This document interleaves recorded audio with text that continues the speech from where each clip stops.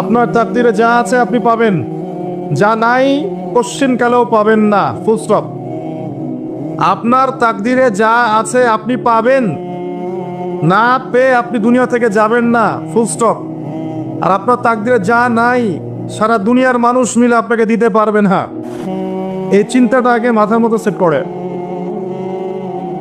এই চিন্তা যার মধ্যে ইনস্টল করা আছে সে আত্মহত্যা করে না কখনো, সে হতাশ হয় না কখনো, সে ভয় পায় না, আল্লাহর পথে চলতে গিয়ে পিছু পা হয় না, সে জালেমের সামনে মাথা নত করে না। যার মাথায় এই চিন্তা আছে যে আল্লাহ যা লিখেছেন এটা হবে, যা লিখেন নাই সারা দুনিয়ার মানুষ মিলে সেটা হবে না, সিম্পল। এর মধ্যে আল্লাহ পাক পরীক্ষায় ফেলবেন, ওই বিষয়টা ডিফারেন্ট।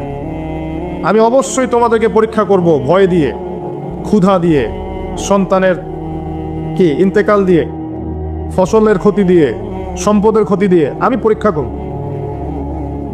কিন্তু যারা সবর করবে এবং যারা এই কনসেপ্ট রাখবে ইন্না লিল্লাহি ওয়া ইন্না ইলাইহি রাজিউন, এদেরকে আল্লাহ পাক প্রশংসা করেছেন, ইনশাআল্লাহ এরা সফল হবে। আল্লাহ পাক তাকদীর লিখে ফেলেছেন, তাকদীর নিয়ে টেনশন করবেন না, রিজিক নিয়ে টেনশন করবেন না। এখনকার যুব সমাজের সবচেয়ে বড় টেনশন রিজিক। একটা জব, একটা ভালো জব, একটা ভালো ব্যবসা, সে সিকিউরড লাইফ চাচ্ছে, রিজিক নিয়ে চিন্তা করবেন না। আপনার কাছে যে রিজিক আছে এটা আপনার কাছে আসবেই ইনশাআল্লাহ। হয়তো সময় লাগছে কিন্তু আপনার কাছে আসবে ইনশাআল্লাহ তাআলা। আপনি হালালের উপর থাকবেন, ন্যায়ের উপর থাকবেন, আপনি অন্যায় পথে রিজিক সার্চ করবেন না। আপনার তাকদিরে যে রিজিক আছে আপনার কাছে আসবে ইনশাআল্লাহ। এবার আসেন, আল্লাহ পাক এরপরে সৃষ্টি করেছেন মহাবিশ্ব, এই পুরো মহাবিশ্ব। তাকদির লিখার পরে মহাবিশ্ব কয় দিনে? ফি সিত্তাতি আইয়াম, 6 দিনে। মাত্র 6 দিনে আল্লাহ পাক পুরো মহাবিশ্ব সৃষ্টি করেছেন।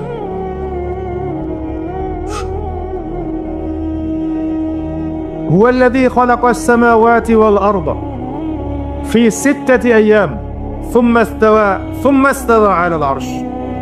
সূরা হাদীদের মধ্যে আয়াত আছে, তিনি সে আল্লাহ যিনি এই মহাবিশ্ব সৃষ্টি করেছেন 6 দিনে, এরপরে আরশের উপর সমাসীন হয়েছেন। আল্লাহ পাক এর একদিন আমাদের একদিনের মতো নয়, বরং কিয়ামতের মাঠে যেদিন আমরা দাঁড়িয়ে থাকব এই দিনটা হবে আল্লাহর হিসেবে 50,000 বছরের সমান।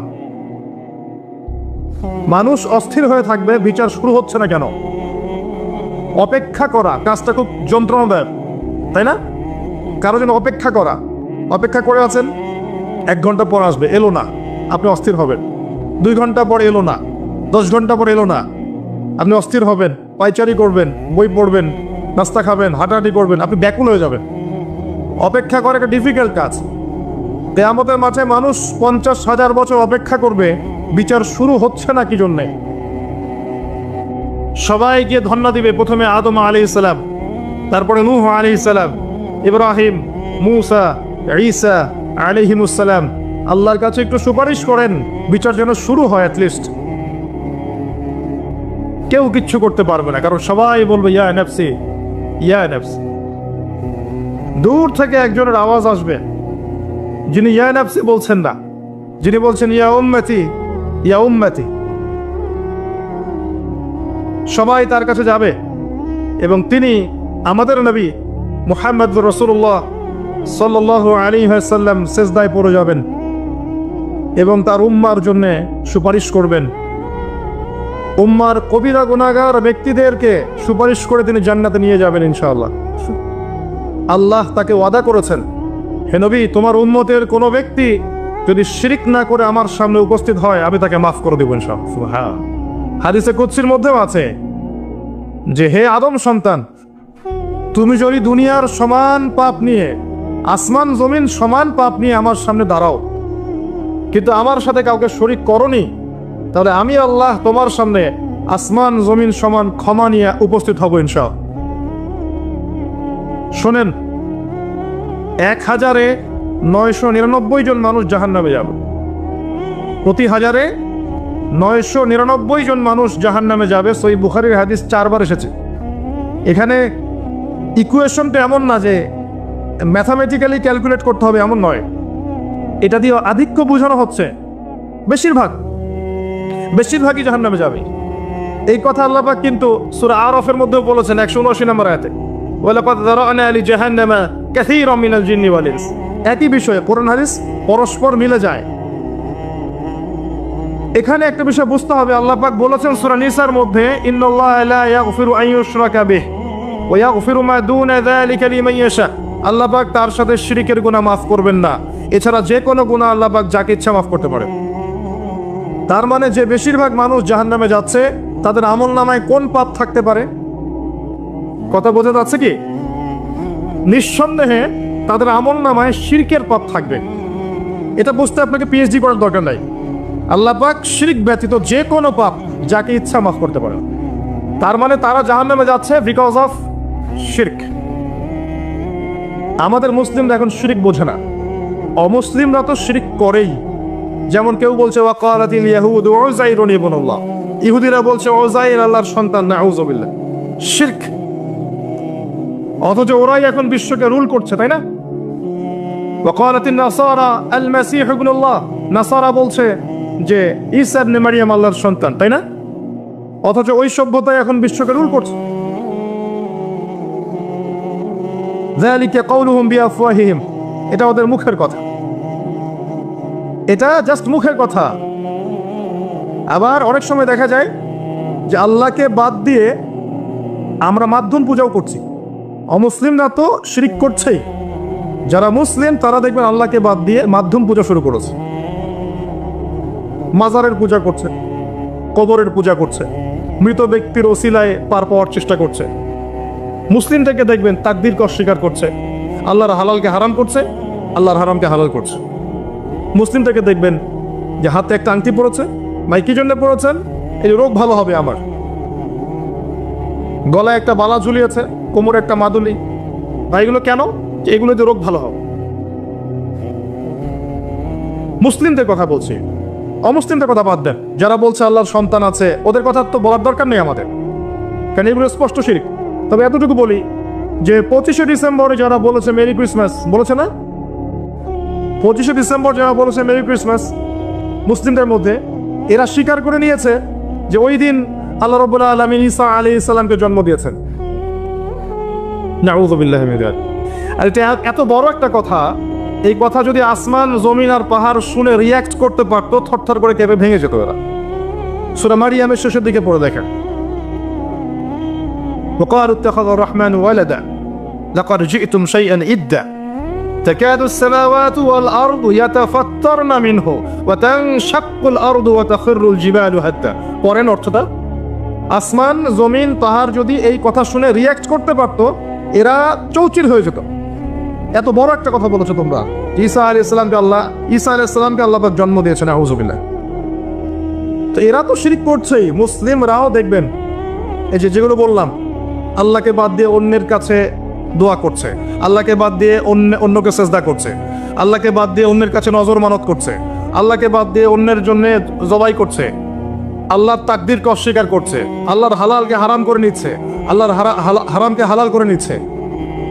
দেখবেন মুসলিমরা করছে। এবার মুসলিম জেনারেশন, এমন একটা প্রজন্ম বের হচ্ছে এখন, ইয়াং জেনারেশনের, তারা বলছে যে এই মহাবিশ্ব বিগ ব্যাং থেকে সৃষ্টি হয়েছে, আল্লাহ বলতে কিছু নাই। আপনি বোঝেন কি কারণে প্রতি হাজারে 999 পিপল জাহান্নামে কেন যাবে? কারণটা কি? শিরক। আর এই শিরকটা হচ্ছে আপনার চিন্তায়, আপনার কথায় এবং আপনার কাজে।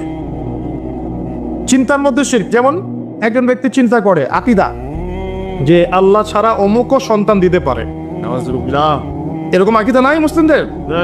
আছে। একজন বলছে আল্লাহ কল্যাণের মালিক আর শয়তান হচ্ছে অকল্যাণের মালিক। কথাটা শুনতে খুব ভালো লাগে না? অকল্যাণ হয়তো আল্লাহর পক্ষ থেকে আসেন, আল্লাহ পবিত্র, অকল্যাণ শয়তানের পক্ষ থেকে আসবে। ব্যাপারটা কি এমন? ভালো মন্দ, কল্যাণ অকল্যাণ, দুঃখ কষ্ট সুখ সবকিছু কার পক্ষ থেকে আসে? আল্লাহ তাআলা। এমন নয় যে ভালোগুলো আল্লাহ দেন, অকল্যাণগুলো শয়তান দেয়, নাউযুবিল্লাহ। এরকম আকীদা আছে মানুষ। কিছু মানুষ বলছে তাকদীর বলতে কিচ্ছু নাই, মানুষ নিজেই তার কর্মের নিয়ন্ত্রণ। শিরক।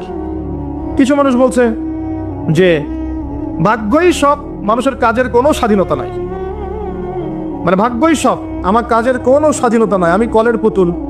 চুরি করেছো কেন? আল্লাহ তাকদীর লিখেছে তাই। সুদ খাও কেন? ঘুষ খাও কেন? রিলিফের মাল মেরে খাও কেন? আল্লাহ তাকদীর লিখেছে তাই। এরকমও কিছু মানুষ আছে। প্রত্যেক পদে পদে আপনি শিখ পাবেন। আপনি আল্লাহকে ছাড়া সেজদা দেখতে পারবেন, আল্লাহকে ছাড়া মানুষ নজর করছে, মানত করছে, কসম করছে, কোরবানি করছে, সেজদা করছে, দোয়া করছে এবং ওসিলা পূজা করছে যে আল্লাহ বাদ দিয়ে অমুকে আমাকে পরকালে পার করিয়ে দিবে। নাউজুবিল্লাহ বলছেন ঠিকই, কিন্তু আমাদের দেশের বহু মানুষের আকীদা এমন যে আমাকে পরকালে পার করায় দেওয়ার লোক আছে, সমস্যা নাই। নাউজুবিল্লাহ। শোনেন, পরকালের প্রতিটা সুপারিশ আল্লাহর ইখতিয়ারে। একজন শহীদ, আল্লাহর পদের শহীদ, তিনি কিন্তু সুপারিশ করবেন, কিন্তু তিনি নিজের ক্ষমতায় করবেন না আল্লাহর ক্ষমতায় করবেন? আল্লাহর। আলেম, হাফেজ, আল্লাহর পথের যারা মুজাদ্দিদ ছিলেন, আল্লাহওয়ালা আউলিয়া মানুষ, নবীগণ, সিদ্দিকগণ, সুহাদা সুপারিশ করবেন নিজেদের ক্ষমতায় না আল্লাহর ক্ষমতায়? আল্লাহর ক্ষমতায়। আকীদা স্পষ্ট না থাকলে তখন আমল করতে গিয়ে শিরক হয়ে যাবে। আর শিরক হলেই কি হবে? ওই যে বললাম, প্রতি হাজারে 999 জন মানুষ জাহান্নামে যাবে। এবার আসেন, আল্লাহ পাক মহাবিশ্ব সৃষ্টি করেছেন কয়দিনে? এই কিয়ামতের মাঠ কত বছর হবে? কে সেজদা করবেন, সুপারিশ করবেন আমাদের জন্য? মুহাম্মদ সাল্লাল্লাহু আলাইহি ওয়াসাল্লাম। এবার আসেন, যে নবী আমার জন্য সুপারিশ করবেন, যেই নবী আমার জন্য হাউজে কাউসারে দাঁড়িয়ে থাকবেন, যেই নবীকে আমাকে কবরে দেখানো হবে এবং জিজ্ঞাসা করা হবে মান হাযা রাজুল বুইসা ফীকুম, কতজন যুবক, কতজন মানুষ আর কতজন মুসলিম মুহাম্মদ সাল্লাল্লাহু আলাইহি ওয়াসাল্লামের এই সুন্নাহগুলো আমরা মেনে চলি। যাকে কবরে দেখানো হবে, যিনি সুপারিশ করবেন, যিনি আমাদেরকে ছাড়া জান্নাতে যাবেন না, যিনি হাউজে কাউসারে দাঁড়িয়ে থাকবেন, যিনি জান্নাতের দরজায় প্রথম কড়া নাড়বেন এবং যিনি তার উম্মতকে নিয়ে ফিকির করছেন কিয়ামতের মাঠেও, ইয়া উম্মতি ইয়া উম্মতি, উম্মতের মধ্যে কতজন যুব সমাজ মুহাম্মদ সাল্লাল্লাহু আলাইহি ওয়াসাল্লামের সুন্নাহ মেনে চলে? বলেন। মুহাম্মদ সাল্লাল্লাহু আলাইহি ওয়াসাল্লামের উম্মাহ এখন ম্যাক্সিমাম মানুষ নামাজ পড়ে না। মুহাম্মদ সাল্লাল্লাহু আলাইহি ওয়াসাল্লামের উম্মার মধ্যে ম্যাক্সিমাম মানুষ এখন কোরআন পড়তে জানে না। মুহাম্মদ সাল্লাল্লাহু আলাইহি ওয়াসাল্লামের উম্মাহ হয়েও আমরা কোরআনের অর্থ বুঝি না, কোরআনের হুকুম আহকাম মানি না, তার সুন্নাত নিজেদের ব্যক্তি জীবনে, পারিবারিক জীবনে, সামাজিক জীবনে অ্যাপ্লাই করি না, বরং তার আদর্শ মেনে চললে আমাদেরকে মনে হয় আমরা পিছিয়ে পড়েছি। কোন মুখ নিয়ে আমরা তার সামনে দাঁড়াবো এটা ফিকির করতে হবে। আল্লাহ পাক মুহাম্মদ সাল্লাল্লাহু আলাইহি ওয়াসাল্লামকে বলবেন কিয়ামতের মাঠে, সূরা ফুরকান নিয়ে আলোচনা হচ্ছিল না? ওই সূরাতেই আছে। আল্লাহ পাক বলবেন যে তোমার কওমের কি হয়েছিল, কিভাবে বিভ্রান্ত হলো তোমার কওম। নবী সাল্লাল্লাহু আলাইহি ওয়াসাল্লাম শিকায়াত করবেন, ইন্না কওমি ইত্তাখাযু হাযাল কুরআনা মাহজুরা। শিকায়াতটা শোনেন, শিকায়াতটা শোনেন। নবী সাল্লাল্লাহু আলাইহি ওয়াসাল্লাম বলবেন, আমার কওম হে আল্লাহ কোরআনকে পরিত্যাগ করেছিল, আমার কওম হে আল্লাহ কোরআনকে পরিত্যাগ করেছিল। কি করছি কোরআন কেন্দ্রিক আমরা? কতজন কোরআন পড়তে জানি? হাত উঁচু করেন দেখি। মাশাআল্লাহ, নামাক সংখ্যা অনেক, আলহামদুলিল্লাহ।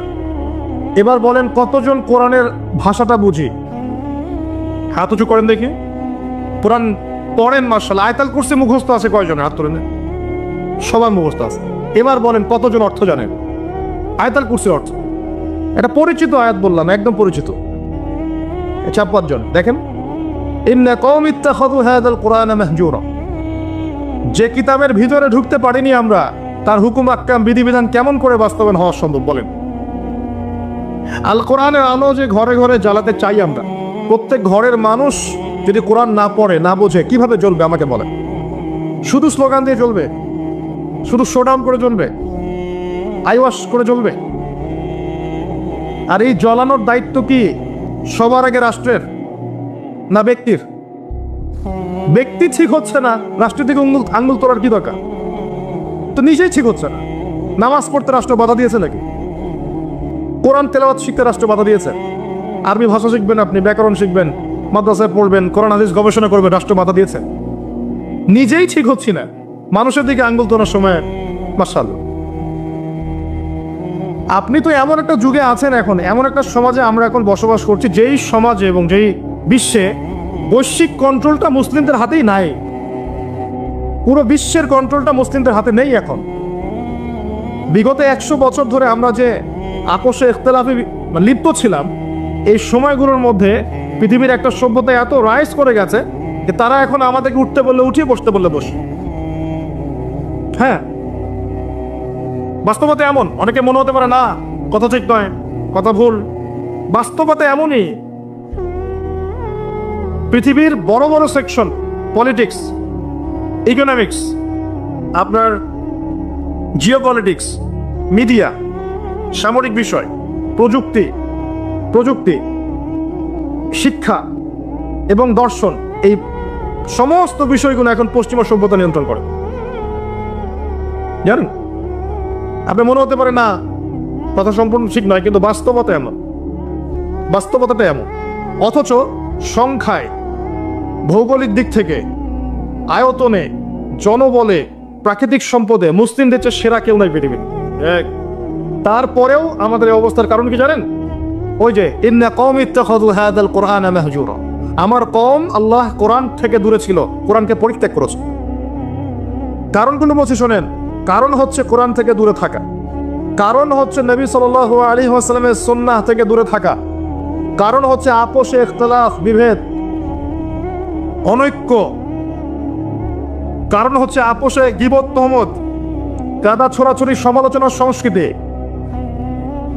কারণ হচ্ছে আমাদের হারাম রিজিক, কারণ হচ্ছে পারিবারিক আদর্শের মূল্যবোধের অবক্ষয়, কারণ হচ্ছে দুর্নীতি, করাপশন, কারণ হচ্ছে বিশ্বকে চ্যালেঞ্জ করার মানসিকতার অভাব, কারণ ধৈর্যের অভাব, সাহসের অভাব, কারণ হচ্ছে সেই নববী যুগের ঈমান, আমল, তাকওয়ার অভাব।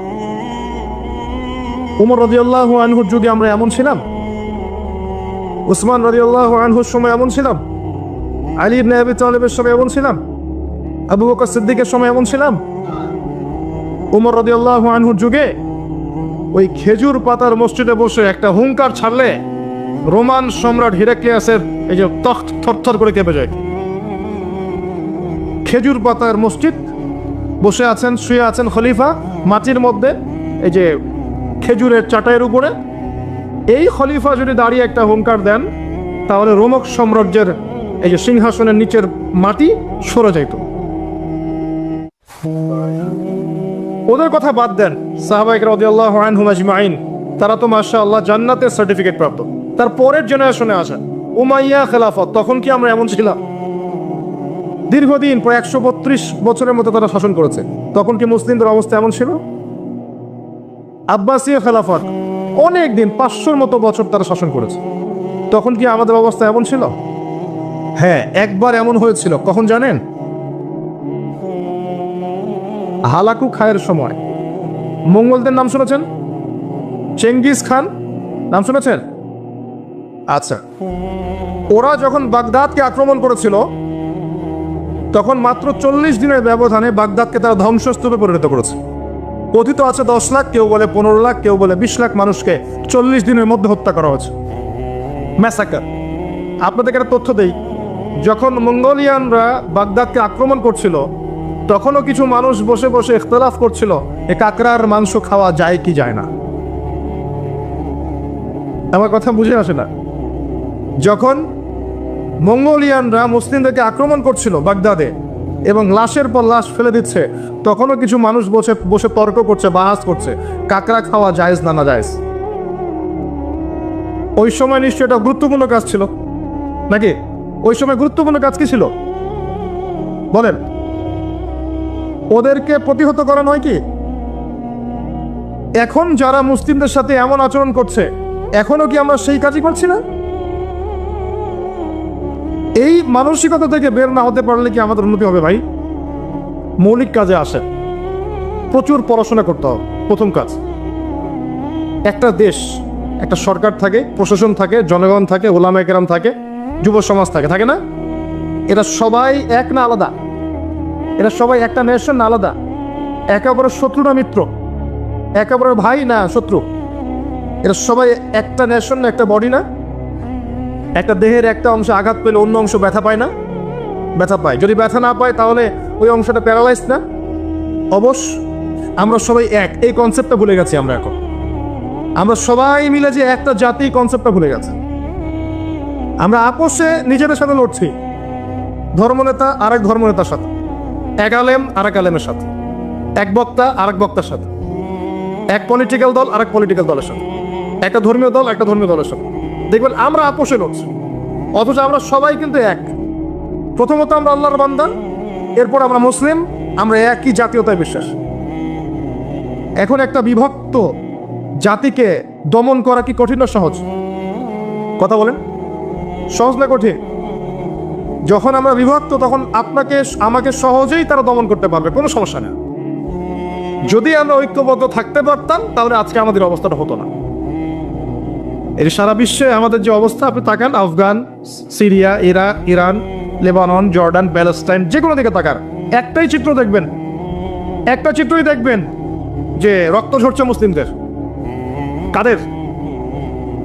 ছোট্ট ছোট বাচ্চা, দুধের বাচ্চা, বোঝে না যে ভালো কি আর মন্দ কি, নাই কি অন্যায় কি, এটাও বোঝে না। এদেরকে বোম মেরে হত্যা করে দেওয়া হচ্ছে। আর আমরা কি করছি ভাই? ওই যে, হ্যাঁ ঠিক বলেছেন, ওই মাসখালা আমাকে বলতে বলেন না, ওইটা নিয়ে আবার বিতর্ক শুরু হয়ে যাও। আর ধরতে পারছেন আপনি ঠিকই, ইখতিলাফি যে বিষয়গুলো আছে এগুলো নিয়ে আমরা আপোষে মত পার্থক্যে লিপ্ত আছি। মূল বিষয়ে কাজ করা উচিত নয় কি? মূল বিষয়গুলো কি কি? এক নম্বর আকিদা। এক নম্বর কি? আকিদা। সবার আকিদাগুলোকে পরিষ্কার করতে হবে। আকিদার মধ্যে কোনো শিরক থাকা যাবে না। কি থাকা যাবে না? শিরকি আকিদা নিয়ে আপনি আল্লাহর পথে কাজ করতে পারবেন না, সফল হবেন না। যাদের আকিদার মধ্যে শিরক আছে, শিরকি আকিদা নিয়ে আপনি সফল হতে পারবেন না, এটা সম্ভব না। দুই নাম্বার, আমল ঠিক করতে হবে। আমলের মধ্যে বেদাত রাখা যাবে না। কি রাখা যাবে না? বেদাত রাখা যাবে না, সুন্নত থাকতে হবে। তিন নাম্বার, রিজিক খাবো, হারাম থাকা যাবে না, হালাল থাকতে হবে। না খেয়ে মারা যাবো তাও যাবো, হারাম খাবো না। কথা বোঝা যায় কি? খাবো না, বা 3 বেলার জায়গায় 1 বেলা খাবো, হারাম খাবো না। পারা যাবে ইনশাআল্লাহ। আমি জানি আর কেউ পারুক না পারুক, ইয়াং জেনারেশন পারবে ইনশাআল্লাহ। আর কেউ পারুক না পারুক, আমাদের তরুণ প্রজন্ম পারবে ইনশাআল্লাহ। 4 নাম্বার, পরিবার গড়ব নববী আদর্শে। হ্যাঁ, পরিবার গড়তে গেলে অনেক ঝামেলা। দেখবেন মা কথা শোনে না, বাবা কথা শোনে না, বা স্ত্রী কথা শোনে না, বা ভাই কথা শোনে না। পরিবার সবাই যে আপনার মতাদর্শের হবে এমনটা যথেষ্ট নয়, মানে এমনটা জরুরি নয়। পরিবারের সবাই যে আপনার মতাদর্শের হবে এমনটা জরুরি নয়। নূহ আলাইহিস সালামের স্ত্রী কি মুমিন ছিল না কাফের? লূত আলাইহিস সালামের বউ স্ত্রী, তিনি কি মুমিন ছিলেন না কাফের ছিলেন? নূহ আলাইহিস সালামের ছেলে কি ছিল? নৌকায় উঠেছে, বলেছে আমি পাহাড়ে উঠে যাব, ওখানে আমি সেফ। মুহাম্মদ সাল্লাল্লাহু আলাইহি ওয়াসাল্লামের চাচারা ঈমান এনেছিল, তাকে বের করে দিয়েছে দেশ থেকে। আপনার অনেক ক্ষেত্রে এমনও হয়েছে, সলফে সালেহিনদের ছেলেরাও অনেক সময় অন্যায় করে ফেলেছেন, তারা নিজের হাতে বেত্রাঘাত করে শাস্তি দিয়েছেন, দেন নাই? পরিবারের সবাই, ইব্রাহিম তার পিতা কি কথা শুনেছে? পরিবারের সবাই যে এক আদর্শের হবে এমনটা জরুরি নয়। আপনাকে আপনার আন্ডারে আপনার স্ত্রী, আপনার সন্তান, এদেরকে নিয়ে আদর্শ ইসলামিক পরিবার করতে হবে। আর বাকিদেরকে আপনি দাওয়াত দিবেন, কবুল করলে আলহামদুলিল্লাহ, না করলে আপনার দায়িত্ব শেষ। মূল কাজের কথা বলছিলাম, আকীদা ঠিক করা, শিরক থাকবে না। আমল ঠিক করা, বেদাত চলবে না। রিজিকে হালাল থাকবে, হারাম চলবে না। 4 নাম্বার, পরিবার আদর্শ হবে নববী আদর্শে, এখানে কোনো অপসংস্কৃতি চলবে না। 5 নাম্বার, নিজের যেটুকু প্রতিভা আল্লাহ পাক দিয়েছেন, এই প্রতিভাকে দিয়ে দিনের বিজয়ের চেষ্টা করতে হবে। আপনাকে আল্লাহ যা দিয়েছেন, মেধা, অর্থ, সময়, শ্রম, আপনার টাকা পয়সা, আপনার ভালো বুদ্ধি পরামর্শ, আপনি যতটুকু পারেন যে প্রতিভা আল্লাহ পাক দিয়েছেন ওই প্রতিভা দিয়েই দিনকে এগিয়ে নিতে হবে। পারা যাবে? বলতে পারলে বলেন, লিখতে পারলে লিখেন, অ্যাসোসিয়েট করতে পারলে অ্যাসোসিয়েট করেন মানুষকে। যদি আপনি একটা মসজিদ করতে পারেন মসজিদ করেন, মাদ্রাসা করতে পারলে মাদ্রাসা করেন, ইয়েতিম প্রজেক্ট করেন, বিধবাদেরকে নিয়ে কাজ করেন, আপনি যেটা করতে পারেন একটা প্রজেক্ট করেন। কিছু একটা করেন দিনের জন্য, শিক্ষা প্রজেক্ট হোক, অর্থনৈতিক প্রজেক্ট হোক, সামাজিক প্রজেক্ট হোক, কিছু একটা করেন যাতে দেশ, জাতি, উম্মাহ আপনার দ্বারা উপকৃত হয়। পারা যাবে? কাজগুলো কঠিন না, কাজগুলো আসলে কঠিন, সবগুলো কাজ সহজ না। আমি হয়তো সহজে বলছি, কাজগুলো এত সহজ নয়। এই কাজগুলো 23 বছর সময় ধরে নবী সাল্লাল্লাহু আলাইহি ওয়াসাল্লাম এবং সাহাবায়ে কেরাম করেছিলেন। মার খেয়েছেন, বয়কটের শিকার হয়েছেন, দেশ থেকে বের করে দেওয়া হয়েছে, হত্যা করা হয়েছে, শুলে চড়ানো হয়েছে, কত কি করানো হয়েছে। এত সহজ নয়, কিন্তু বেসিক কাজ এগুলোই। এমনি এমনি ইসলাম বিজয় লাভ করবে না। ইন্নাল্লাহা লা ইউগাইয়িরু মা বিকওমিন হাত্তা ইউগাইয়িরু মা বিআনফুসিহিম। আল্লাহ পাক কোন কওমের অবস্থা ততক্ষণ পরিবর্তন করেন না যতক্ষণ তারা নিজেরা নিজেদের অবস্থা পরিবর্তনের চেষ্টা না করে। কিন্তু আল্লাহ বলেছেন, কাম মিন ফিয়াতিন কলিলা গালাবাত ফিয়াতান কাসীরা। কত ক্ষুদ্র ক্ষুদ্র দল ছিল যারা বড় বড় দলের উপর বিজয় লাভ করেছিল আল্লাহর সাহায্যে। কখন বিজয় আসবে? একটা মূলনীতি বলছি, ইন তানসুরুল্লাহ ইয়ানসুরকুম। আবার বলেন, কি আয়াতটা বললাম? ইন তানসুরুল্লাহ ইয়ানসুরকুম ওয়া ইউসাব্বিত আকদামাকুম। যখন তোমরা আল্লাহকে সাহায্য করবা, আল্লাহ তখন তোমাদেরকে সাহায্য করবে। তার আগে আল্লাহ পাক সাহায্য করবেন না। এমনি এমনি বিজয় আসবে না। আমি অনেক ভিতরে চলে গেলাম কথার। মূল কথায় আসেন, প্র্যাকটিক্যাল লাইফে আসেন। আইওয়াস, শোডাউন এগুলো বন্ধ করেন, করে বেসিক কাজগুলো করেন, ইলম অর্জন করেন, কনস্ট্রাকটিভ সিলেবাসে পড়েন, তাওহীদ প্রতিষ্ঠা করেন, সুন্নতের উপর থাকেন, হালাল খান, পারিবারিক আদর্শ ঠিক করেন, আদর্শ পরিবার গড়েন, দিনের জন্য আপনার প্রতিভা দিয়ে কাজ করেন, ছোট ছোট স্টেপ নেন, আস্তে আস্তে আস্তে আস্তে দেখবেন দিনে এগিয়ে যাবেন সব। একটা সুসংবাদ হচ্ছে এই কথা বলছে কেন? আল্লাহ পাক বলেছেন, ইউরিদুনা লিইউতফিউ নূরাল্লাহ। তারা ইসলামের দুশমন যারা আছে, এরা চায় আল্লাহর নূরটাকে মুখের ফুৎকার দিয়ে নিভিয়ে ফেলতে, আল্লাহর দ্বীনকে মুখের ফুৎকার দিয়ে নিভিয়ে ফেলতে। আল্লাহু ইউতিম্মু নূরাহ, কিন্তু আল্লাহ পাক তার নূরকে প্রজ্বলিত করবেন ইনশাআল্লাহ। এটা ওয়াদা করেছেন আল্লাহ, ওয়ালাউ কারিহাল কাফিরুন, যদিও কাফেররা এটা পছন্দ করবে না। কারণ কি? হুয়াল্লাযী আরসালা রাসূলা, তিনি সে আল্লাহ যিনি তার রাসূলকে পাঠিয়েছেন, বিল হুদা, হেদায়েত সহকারে, ওয়া দীনিল হক, এবং সত্য দিন সহকারে। এই দিনটা সত্য না মিথ্যা? চূড়ান্ত সত্য দিন ইসলাম। কি জন্য পাঠিয়েছেন? লিইউযহিরাহু আলা দ্বীনি কুল্লি, যাতে করে অন্য সব দিনের উপর ইসলাম বিজয়ী হতে পারে।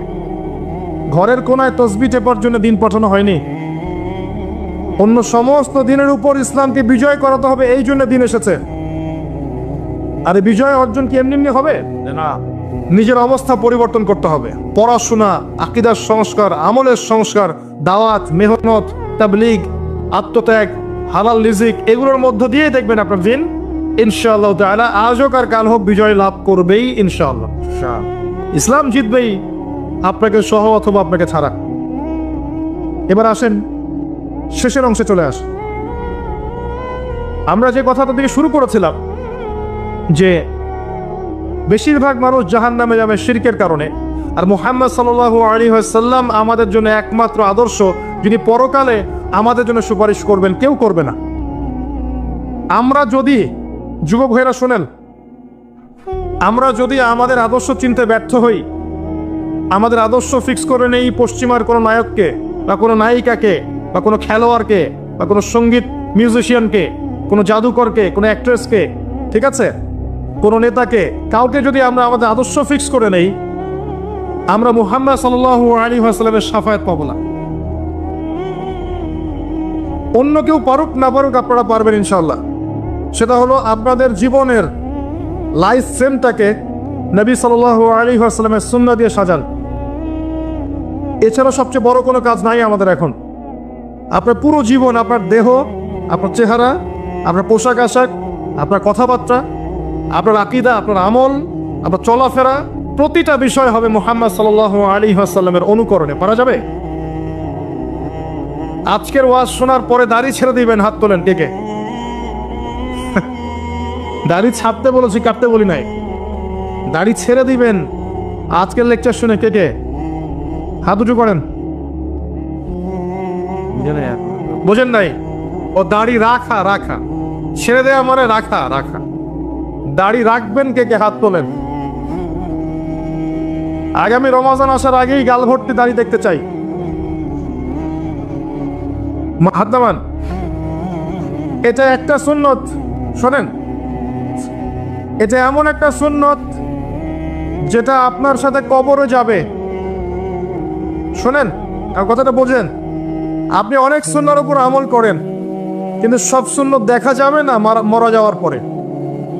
মরার পরে সব সুন্নত দেখা যাবে না, কিন্তু আপনার লাশের সাথে দেখা যাবে আপনার দাড়ি ছিল কিনা। এটা সবচেয়ে স্পষ্ট সুন্নত যা আপনার সাথে কবরে যাবে। রাখা যাবে দাড়ি ইনশাল্লাহ? নাকি গার্লফ্রেন্ড নিষেধ করছে, বউ নিষেধ করে? গার্লফ্রেন্ড একটা আযাব। সময় যাবে, মেধা যাবে, হায়াত যাবে, টাকাও যাবে, আর জীবনও চলে যেতে পারে। আর দাড়ি রাখেন, ইনশাল্লাহ পারিবারিক জীবনে ভালো হবে। দাড়ি দেখেন, একটা কথা বলে শোনেন, যারা জিনা করে তাদের এক্সাম্পলটা, আর যারা হালালভাবে বিয়ে করে তাদের এক্সাম্পলটা অনেকটা এমন। যারা হালালভাবে বিয়ে করে ওরা সিংহের মতো, দিবালোকের মধ্যে তারা স্ত্রীদেরকে নিয়ে ঘুরছে, তাই না? বুক ফুলিয়ে সাহসের সাথে, সে আমার স্ত্রী, মনে কোনো ভয় আছে, সংশয় আছে? তার চলাটা আলোর নিচে, সানশাইন, ডে লাইটের নিচে, সে বুক ফুলিয়ে সিংহের মতো ওয়াইফকে নিয়ে হাঁটছে বা ঘুরছে। আর যারা জিনা করবে দেখবেন তাদের চরিত্র হচ্ছে ইঁদুরের মতো। ইঁদুর দিনের বেলা, রাতের এই দিনের আলোর মধ্যে কিন্তু সে কাজ করতে পারে না, সে রাতের অন্ধকারে কাজ করে। কথা বুঝতে পারছেন?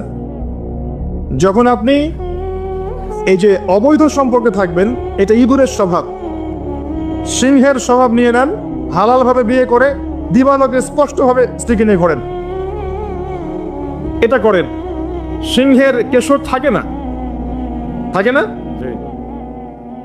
আল্লাহ পাক একটা খাসলত দিয়েছেন, আমাদের একটা বৈশিষ্ট্য দিয়েছেন, পুরুষদের দাড়ি থাকবে মাশাআল্লাহ, স্ত্রীদের দাড়ি থাকবে না, মেয়েদের দাড়ি থাকবে না।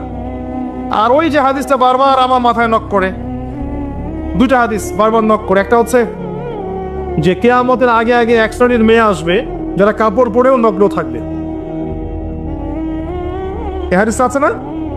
আরেকটা হাদিস হচ্ছে মেয়েদের সংখ্যা কমবে, মেয়েদের সংখ্যা বাড়বে, ছেলেদের সংখ্যা কমবে, এবং মেয়েরা ছেলেদের পোশাক করবে। এই দুইটা হাদিস আপনি যদি একটু শহরগুলোতে যান, দুইটার জাজল্যমান দৃষ্টান্ত দেখতে পারবেন। আমি বলি আপনাদেরকে, কিয়ামতের কোন সাইনের জন্য অপেক্ষা করে বসে আছেন এখনো? আর কিসের জন্য অপেক্ষা করে বসে আছেন? আর কি প্রয়োজন আপনার? আর কোন নিদর্শন প্রয়োজন? আজকে থেকে 100 বছর আগে এইসব মেয়েদের অস্তিত্ব ছিল, যারা এই রোড প্লেসে মেয়েদের ছেলেদের পোশাক পরে ঘুরে বেড়াতো? এবং এমন মেয়েরা যারা কাপড় পরে নগ্ন থাকতো আজকে থেকে 100-200 বছর আগে। এই দুইটা হাদিস আপনি যখন দেখছেন, আপনি শেভ করছেন ক্লিন, তখন আমার ওই হাদিসটা মনে পড়ে যায় যে ছেলেরা মেয়েদের পোশাক পরবে, মেয়েরা ছেলেদের পোশাক পরবে। এটা আপনি মেয়ের পোশাক পরে নিলেন। কথা বুঝতে পারছেন? যখন আপনি ক্লিন শেভড, আপনি মেয়েদের পোশাক পরলেন। আর ছেলে আর মেয়েদেরকে দেখেন, স্যুট, ফর্মাল প্যান্ট, টাই আছে না, জিন্স, টি শার্ট। জিজ্ঞাসা করতে পারে যে আপনারাও কি একবার রাস্তাঘাটে দেখে বেড়ান না? আমাদের উত্তর হচ্ছে না ভাই, দেখে বেড়াই না, কিন্তু না দেখে উপায় থাকে না। এখন যেদিকেই তাকাবো সেদিকেই তারা। দুইটা অপশন আছে আমার সামনে, একটা আকাশের দিকে মাথা তুলে হাঁটা, আর একটা মাটির দিকে মাথা তুলে হাঁটা। যদি আকাশের দিকে তাকাই সামনে বাড়ি খাবো, আর মাটির দিকে তাকায় হাঁটতে থাকলে কখনো তো মাথা তুলতেই হচ্ছে। যখনই তুলবেন তখনই কাজ। বিষয়টা হচ্ছে যে ফাংশনটা চেঞ্জ হয়ে গেছে। মেয়েরা ছেলেদের জায়গায় চলে আসে, আর ছেলেরা মেয়েদের জায়গায় চলে আসে। তরুণ প্রজন্মকে আমি নসিহত করব যে পুরুষত্ব বজায় রাখেন, পুরুষের গাম্ভীর্য, পুরুষের ব্যক্তিত্ব, ওর যে গায়রত, এটাকে বজায় রাখেন। গায়রতওয়ালা পুরুষের এখন অনেক অভাব। যেসব পুরুষেরা গোপনে জেনা করছে, তাদের গায়রত নাই। গায়রত মানে বোঝেন? আপনার ব্যক্তিত্ব, আপনার গাম্ভীর্য শৌর্যবীর্য নাই। যেসব পুরুষেরা এই গার্লফ্রেন্ড বয়ফ্রেন্ড অ্যাফেয়ার্সে লিপ্ত আছে, এদের গায়রত নাই। যারা ক্লিন শেফট করে ঘুরছে, এদের গায়রত নাই। যারা বিয়ে করছে, যৌতুক নিচ্ছে, এদের কোনো গায়রত নাই। যারা টাকার জন্য পরিবার স্ত্রীদের প্রতি অত্যাচার করছে, এদের কোনো গায়রত নাই। ব্যক্তিত্ব সম্পন্ন পুরুষ। এমনকি দেখা যাবে দিনের ক্ষেত্রে এসেও যদি আপনি দিনকে দুনিয়ার বিনিময়ে বিক্রি করে দেন, তাহলে আপনারও গায়রত নাই, আপনারও ব্যক্তিত্ব নাই, গাম্ভীর্য নাই, শৌর্যবীর্য বলে কিছু নাই। পুরুষরা হবে পুরুষের মতো। একটু সাহাবীদের জীবনীগুলো পড়বেন, একটু নবী সাল্লাল্লাহু আলাইহি ওয়াসাল্লামের জীবনীটা পড়বেন, স্পেশালি 4 খলিফার জীবনীগুলো পড়বেন, ইসলামের ইতিহাসগুলো পড়ে দেখবেন পুরুষদের ফাংশন কি ছিল সমাজের মধ্যে, তারা কিভাবে শৌর্যবীর্যের সাথে এই পুরো সমাজটাকে এগিয়ে নিয়ে গিয়েছিল। ব্যক্তিত্ব ছিল, গাম্ভীর্য ছিল, কথাবার্তায়, চলাফেরায়, আচরণে, চেহারায় একটা সিংহ সিংহ ভাব ছিল। করে দেখেন এই তরুণ প্রজন্মের দিকে দেখেন, অ্যাটিটিউডগুলো দেখেন, চেহারা, কথাবার্তা, behaviour, dress up, get up, চলাফেরা, ব্যক্তিত্ব, রুচি, সব দেখবেন মেলি মেলি। ফাংশন চেঞ্জ হচ্ছে ভাই।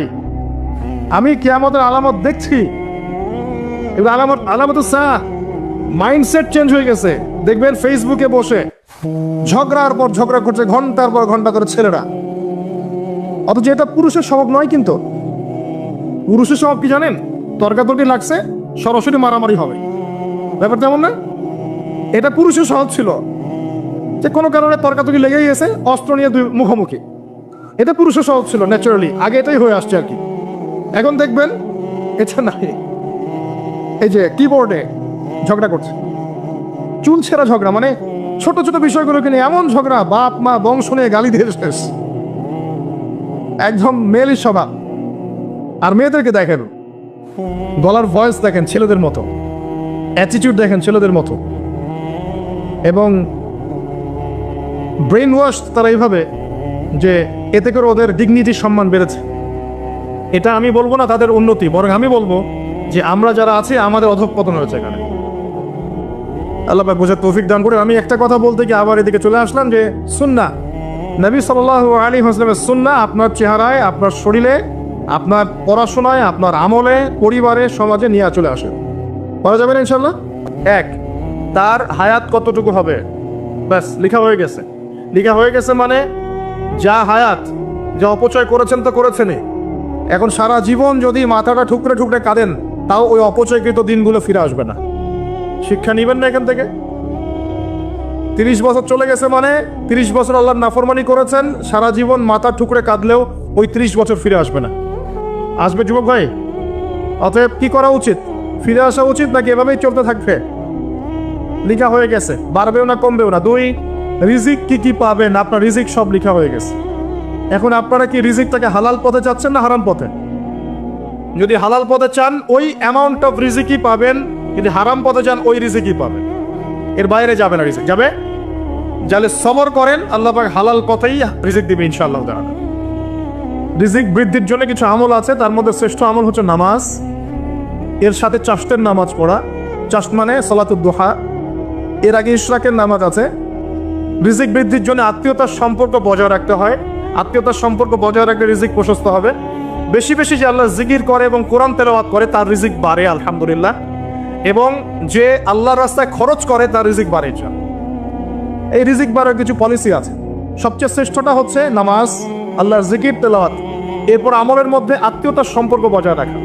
নবীজি বলছেন কেউ যদি চায় যে তার রিজিকটা লম্বা হোক, হায়াতটা লম্বা হোক, সে যেন আত্মীয়তার সম্পর্ক বজায় রাখে। আত্মীয়তার সম্পর্ক এখন আস্তে আস্তে নষ্ট হয়ে যাচ্ছে না? খেয়াল করে দেখেন, আত্মীয়তার সম্পর্ক আপনি বজায় রাখবেন। মনে রাখবেন, আমি বারবার একটা কথা বলেছি আপনাদের ওয়াজ মাহফিলে, যে পৃথিবীতে যে কাজই করবেন আল্লাহর সন্তুষ্টির জন্য করবেন।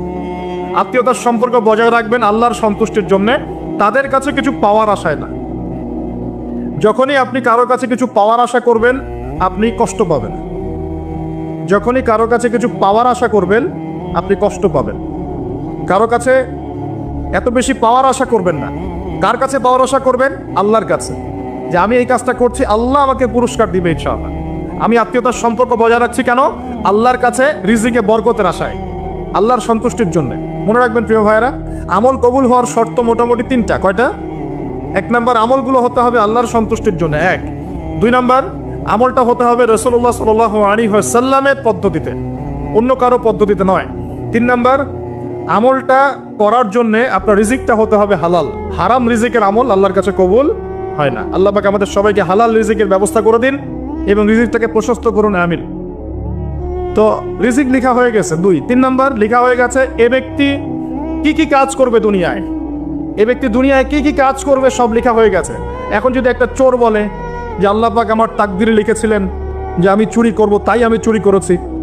এখন যদি একজন ধর্ষক বলে আল্লাহ আমার তাকদিরে লিখেছিল যে আমি ধর্ষণ করব, তাই ধর্ষণ করেছি। এখন যদি যারা এই জনগণের কিছু সম্পদ আত্মসাৎ করে খেয়ে ফেলছে তারা যদি বলে আল্লাহ তাকদিরে লিখছিলেন জন্যই দুর্নীতি করেছি, তাহলে কথাটা কি হবে? গ্রহণযোগ্য হবে? এখন যদি দলিল দেয় তাকদিরে তো লেখা ছিল। এই আকীদাটার নাম হচ্ছে জাবারিয়া আকীদা। কি আকীদা? জাবারিয়া। এমন একজন ব্যক্তি উমর রাদিয়াল্লাহু আনহুর দরবারে এসেছিল, চোর চুরি করেছে, ধরা পড়েছে। উমর রাদিয়াল্লাহু আনহু বলেছেন হাত কেটে ফেলো। তখন সে বলছে যে আমার হাত তো কাটা যাবে না, কেন? আল্লাহ পাক তাকদিরে লিখেছেন আমি চুরি করব, তাই চুরি করেছি। তো উমর রাদিয়াল্লাহু আনহুর সামনে এই কথাটা বলেছে। আর উমর রাদিয়াল্লাহু আনহু কি বিচক্ষণ মানুষ ছিলেন না প্রকাশকা ছিলেন? বলেন, তার মতো শাসক পাওয়া যাবে? তার মতো আরো একজন শাসক আসবে ইনশাআল্লাহ পৃথিবীতে। তার নাম কি? নবী ঈসা আলাইহিস সালাম, ইনশাআল্লাহ তাআলা। এবং তার আগে আরো একজন ইমাম আসবেন, তার নাম কি? তার নাম হচ্ছে মুহাম্মদ। কি নাম? তার নাম মুহাম্মদ, তার উপাধি হচ্ছে মাহদি। কখন আসবেন? যখন পৃথিবীতে যুদ্ধ বিগ্রহ ছড়িয়ে পড়বে, ব্যাপক আকারে মালহামা চলবে, তখন আসবেন। কাদের পক্ষে আসবেন? মুসলিমদের পক্ষে। কি উদ্দেশ্যে আসবেন? সারা বিশ্বে জুলুম তুলে ফেলার জন্য। এবং আরেকটা কি উদ্দেশ্য? ওই জেরুজালেম উদ্ধার করার জন্য। কোন জেরুজালেম? যেটা এখন ইহুদিরা দখল করে আছে। চারপাশে আরবরা, মাঝখানে ও কেমন করে দখল করে আছে? আরবদেরকে হাতের মুঠোয় নিয়ে নিয়েছে। এই কারণে মুনাফিকদের উপর টিকে আছে সে, এবং তার পশ্চিমা মিত্রদের উপর টিকে আছে। ঈসা আলাইহিস সালাম কেন আসবেন? এই জায়গাটা পুনরুদ্ধার করার জন্য। ঈসা আলাইহিস সালাম কি পরাজিত হবেন না বিজয়ী হবেন? কত বছর বিশ্ব শাসন করবেন? 40 বছর। এগুলো হবে বিশ্বে, এগুলো হওয়া এখনো বাকি আছে। আরো কি হবে? মুসলিমরা কনস্ট্যান্টিনোপল আবার জয় করবে। এই কনস্ট্যান্টিনোপলের মধ্যে ফিতনা দেখা দিবে অচিরেই, মুসলিমরা ওটা আবার দখল করবে ইনশাআল্লাহ তাআলা। আরো কি হবে? বললাম ভূমিকম্পের বছরগুলো আসবে সামনে, এবং মুতায়নুন শাদীদ, মহামারীও আসবে। আরো কি? বড় বড় 3টা ভূমিকম্প বাকি আছে এখনো। আগে বলেছি লেকচারে, একটা পৃথিবীর পূর্বে, একটা পশ্চিমে, একটা মাঝখানে। এগুলো এখনো বাকি আছে। বিশ্বে অনেক কিছু হওয়া এখনো বাকি আছে। এখন যা দেখছি এগুলোই স্বপ্ন, এগুলো চলে যাবে। সময় কি হবে? চলে যাবে। আরো নতুন সময় আসবে ইনশাআল্লাহ তাআলা। আমাদের দায়িত্ব কি? আমাদের দায়িত্ব পরিস্থিতি বুঝে দিন ধরে রাখা, আমল করা এবং মানুষকে দিনের দিকে আহ্বান করা। আমরা যদি দায়িত্ব পালন না করি তাহলে কি হবে? আল্লাহ পাক আমাদেরকে সরিয়ে দিয়ে নতুন কওম নিয়ে আসবেন। আল্লাহ পাক সূরা মুহাম্মাদে বলেছেন ওয়া ইন তাতাওয়াল্লাউ, তোমরা যদি মুখ ফিরিয়ে নাও, ইয়াস্তাবদিল কওমান গায়রাকুম, আল্লাহ পাক নতুন কওমকে তোমাদের জায়গায় স্থলাভিষিক্ত করবেন। সুম্মা লা ইয়াকুনু আমসালাকুম, তারা তোমাদের মতো হবে না, মানে আমাদের মতো অপদার্থ হবে না। উম্মার বিজয়ের শর্ত কি? আল্লাহ সূরা মুহাম্মাদই বলেছেন ইন তানসুরুল্লাহ ইয়ানসুরুকুম, তোমরা আল্লাহর দ্বীনকে সাহায্য করো, তবেই আল্লাহ তোমাদেরকে সাহায্য করবেন। ওয়া ইউসাব্বিত আকদামাকুম, তোমাদের পা আল্লাহ দৃঢ় করে রাখবেন। আমরা আল্লাহকে সাহায্য না করলে আল্লাহ পাক আমাদেরকে সাহায্য করবেন না। সিম্পল। আল্লাহ পাক সূরা রা'দের মধ্যে বলছেন ইন্নাল্লাহা লা ইউগাইয়িরু মা বিকওমিন হাত্তা ইউগাইয়িরু মা বিআনফুসিহিম, আল্লাহ পাক কোনো কওমের অবস্থা ততক্ষণ পরিবর্তন করেন না যতক্ষণ না সেই কওম তার নিজের অবস্থার পরিবর্তনের চেষ্টা করে। তাহলে আমাদের পরিবর্তন কেন হচ্ছে না? কারণ আমরা নামাজ ছেড়ে দিয়েছি। 90% মুসলিমের দেশে কত পার্সেন্ট নামাজ পড়ে চিন্তা করে দেখবেন। আমরা কোরআন ছেড়ে দিয়েছি।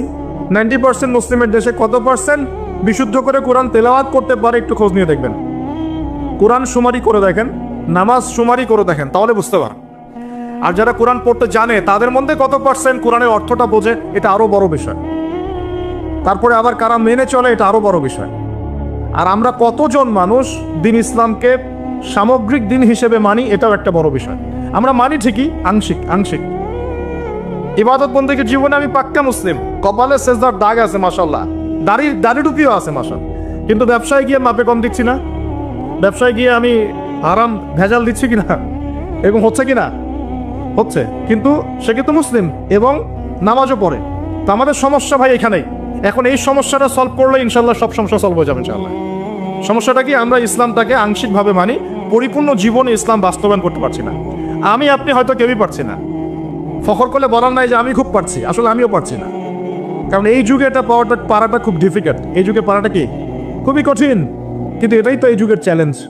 নবীজি বলেছেন তোমাদের সামনে এমন যুগ আসছে যে যুগে ইমান ধরে রাখাটা হাতের মধ্যে আগুন ধরে রাখার মতো হবে।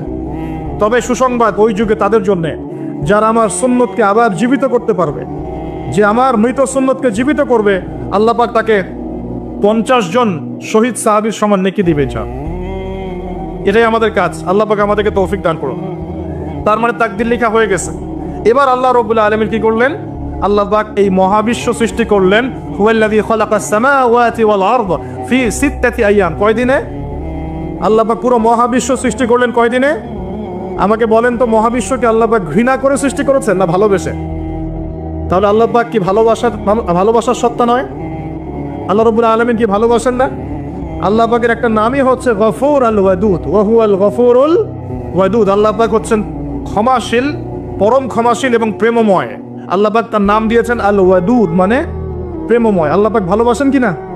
তাহলে এই পুরো মহাবিশ্ব সৃষ্টি করে আল্লাহ পাক কি মহাবিশ্বের মধ্যে ভালোবাসা ছড়িয়ে দেন নাই? আল্লাহ রাব্বুল আলামিন 6 দিনে মহাবিশ্ব সৃষ্টি করে মহাবিশ্বের সব জায়গায় যার যার কাজ তাকে বুঝিয়ে দিলেন। কোন গ্রহ কি কাজ করবে, কোন সৌরজগৎ কেমন করে চলবে, দুনিয়া কিভাবে ঘুরবে, সূর্য কিভাবে উঠবে, চাঁদ কিভাবে আসবে, কোন মাখলুক কি কাজ করবে, ফেরেশতাদের কাজ কি হবে, ইত্যাদি ইত্যাদি। আল্লাহ পাক সমস্ত কাজ বুঝিয়ে দিলেন। সূরা আলিফ লাম মিম সেজদা, হামিম সেজদার মধ্যে আছে, পড়ে দেখবেন। আল্লাহ পাক পুরো মহাবিশ্বের দায়িত্ব বন্টন করে দিলেন। এবার আল্লাহ রাব্বুল আলামিন কি করলেন শোনেন। আল্লাহ রাব্বুল আলামিন বলছেন, এই পুরো মাখলুক কায়নাত সৃষ্টি করার পর আল্লাহ পাক তার রহমতকে 100 ভাগে ভাগ করলেন। কত ভাগে? আল্লাহ পাকের দয়া, রহমত, ভালোবাসাকে 100 ভাগে ভাগ করলেন। ভাগ করে এক ভাগ, মাত্র এক ভাগ আল্লাহ পাক পুরো মহাবিশ্বে ছড়িয়ে দিলেন। বলেন সুবহানাল্লাহ। বাকি 99 ভাগ রহমত আল্লাহ পাক তার কাছে রাখলেন। এই এক ভাগ ভালোবাসার কারণেই এই যে সন্তান কান্না করলে মায়ের বুক ফেটে যায়, সন্তান অসুস্থ হলে বাবার বুক ফেটে যায়, যেই বাবা সহজে চোখের পানি কাউকে দেখায় না, সেই বাবা জায়নামাজে দাঁড়িয়ে চোখের পানি ছাড়তে থাকে। এই এক ভাগ রহমতের কারণে আমরা দেখি যে রাস্তার কুকুর পর্যন্ত তার বাচ্চাকে চাটে, আদর করে, মহব্বত করে। এই এক ভাগ রহমতের কারণে আমরা আমাদের স্ত্রীদেরকে মহব্বত করি, স্ত্রীকে সুখে রাখার জন্য জীবনটা পর্যন্ত বিলিয়ে দেয়। সকাল থেকে রাত পর্যন্ত কোনো কোনো ক্ষেত্রে হারাম পথে যেটাও দ্বিধা করি না, স্ত্রী সন্তান সুখে থাক, এই আশায়, তাই না ভাই? এই এক ভাগ রহমতের কারণে গাভী দেখবেন, গাভী তার বাচ্চাকে প্রসবের পর চাটে, গাটা চেটে পরিষ্কার করে দেয়। এই এক ভাগ রহমতে পুরো কায়নাত টিকে আছে। আর নবী সাল্লাল্লাহু আলাইহি ওয়াসাল্লাম বলছেন, বাকি 99% রহমত আল্লাহ পাক তার কাছে রেখেছেন। এই রহমত এবং ভালোবাসা দিয়ে আল্লাহ পাক কিয়ামতের মাঠে মানুষকে মাফ করবে ইনশাআল্লাহ। তার মানে বলেন আল্লাহু আকবার। তার মানে আমরা আশা করতে পারি ইনশাআল্লাহ তাআলা আমরা আল্লাহর জান্নাত পাবো ইনশাআল্লাহ। পাবো কিনা? শুধু একটা কাজ যদি উম্মত করতে পারে জান্নাত পাবে। বলে দেবো কোনটা? অনেক কাজই আছে, কিন্তু স্পেশাল একটা কাজ, একটা। আল্লাহ রাব্বুল আলামিন মেরাজের রাতে তার নবীকে উঠিয়ে নিয়েছিলেন, উঠিয়ে নিয়ে কাছে নিয়ে আসছেন, একদম কাছে, আর যে আরশের কাছাকাছি।